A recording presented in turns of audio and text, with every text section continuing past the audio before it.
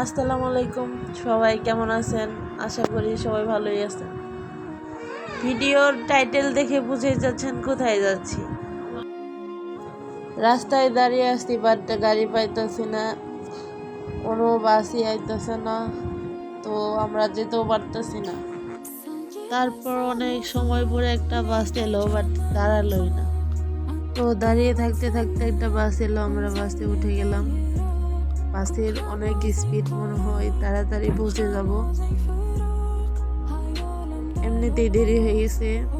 তারপরে হসপিটালে চলে গেলাম। হসপিটালে যেয়ে দেখি এখনো কেউ আসে নাই, সব মেশিন ফাঁকা পড়ে রয়েছে। তো এটা হলো ডায়ালিসিসের মেশিন। অনেকেই চিনবেন, আবার অনেকেই চিনবেন না। এটা হলো কিডনি রোগীদের জন্য বেঁচে থাকার অত্যন্ত গুরুত্বপূর্ণ একটা কারণ। এগুলা হলো ডায়ালিসিসের মেশিন। এই মেশিনগুলা দিয়ে ডায়ালিসিস করানো হয়। এগুলা বেড আজকে সব ফাঁকা, আজকে সকালে কেউ আসে নাই। সো বাইরের ওয়েদারটাও খারাপ। তারপরে আমরা ওয়েট করতেছি ভাইয়া কখন আসবে। তারপরে ভাইয়া আসলো, ডায়ালাইজার লাগাইতেছে ভাইয়া মেশিনে। দেখেন কিভাবে লাগায়। একটা পাইপ দিয়ে রক্ত বের হবে, মানে মেশিনের ভিতরে ঢুকিয়া ওটা পরিষ্কার কইরা আবার আরেকটা পাইপ দিয়া ওটা মনে হয় শরীরে ঢুকবে। একেই বলে ডায়ালাইসিস। ডায়ালাইসিস করার সময় অনেক সমস্যা হয়।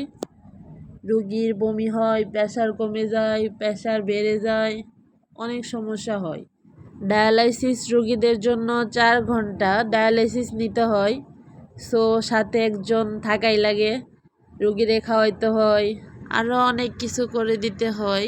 দেখেন একটা পাইপ দিয়ে ব্লাড বের হইতেছে, অন্য পাইপ দিয়ে শরীরে ব্লাড ঢুকতেছে।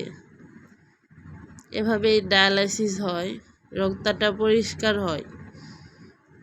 অনেক সময় রোগীর খারাপ লাগে অনেক।